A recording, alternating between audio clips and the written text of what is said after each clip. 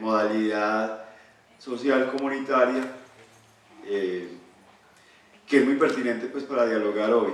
En términos de las 4 modalidades que hay, me parece totalmente agradable poder compartir con ustedes esa, porque me parece que precisamente esa modalidad ayuda a visibilizar algo que en la facultad tenemos, y es precisamente la fundamentación en una pedagogía crítica o unas pedagogías críticas. Entonces creo que desde ahí es muy importante el asunto de...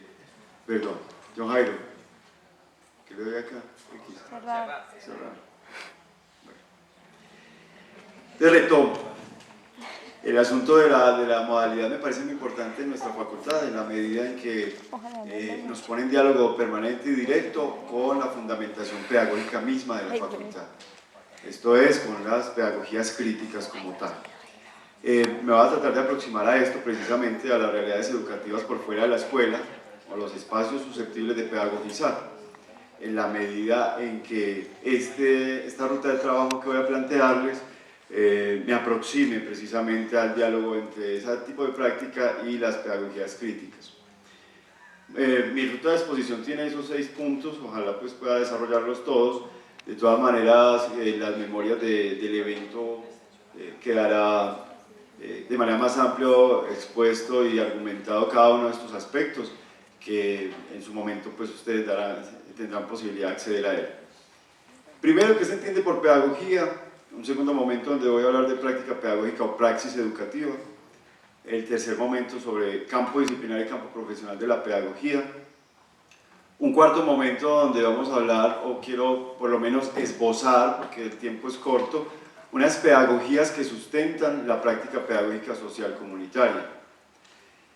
Un quinto momento donde pongo en diálogo la pedagogía crítica y la práctica social comunitaria. Y finalmente, algunos retos para la práctica pedagógica social comunitaria. Sin más preámbulo, quiero comenzar. ¿Qué se entiende por pedagogía?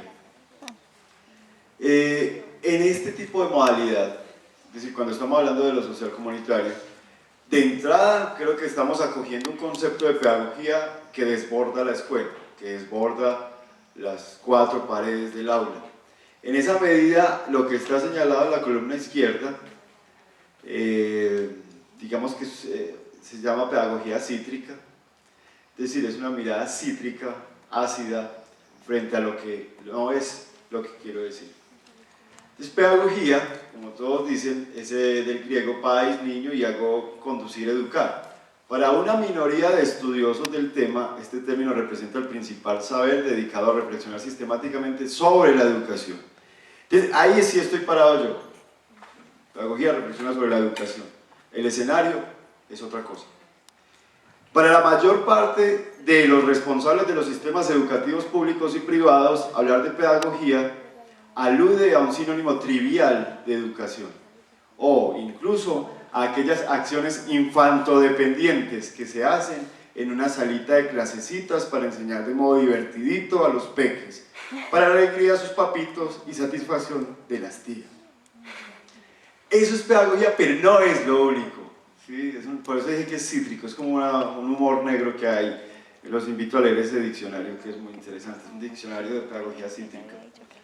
En ese sentido, tomo posición como expositor en cuanto a lo que voy a plantear como pedagogía. Para mí pedagogía, y no es para mí como individuo, sino como un colectivo que hago parte de GIDEP, nosotros consideramos que pedagogía es aquello que se pregunta y reflexiona por la constitución de sujetos a través de los conceptos de formación y educación. Por eso tranquilamente, o consideramos que tranquilamente podemos acceder a otros escenarios de reflexión frente a lo que es el título de mi trabajo, o sea, escenarios susceptibles de pedagogizar.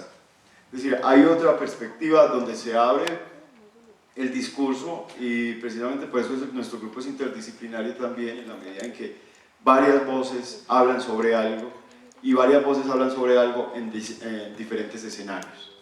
Entonces, también reconocemos que la pedagogía tiene una institucionalidad muy fuerte en la escuela, y que es muy normal esto de que el pedagogo es el buen profesor, el que enseña bien algo, pero para nosotros no es lo único. Y lo evidencia precisamente lo que estamos hablando hoy. O sea, la práctica social comunitaria precisamente da elementos para pensar que no es solamente eso, que no es solamente enseñar algo bien, sino formar personas, educar personas en un contexto determinado.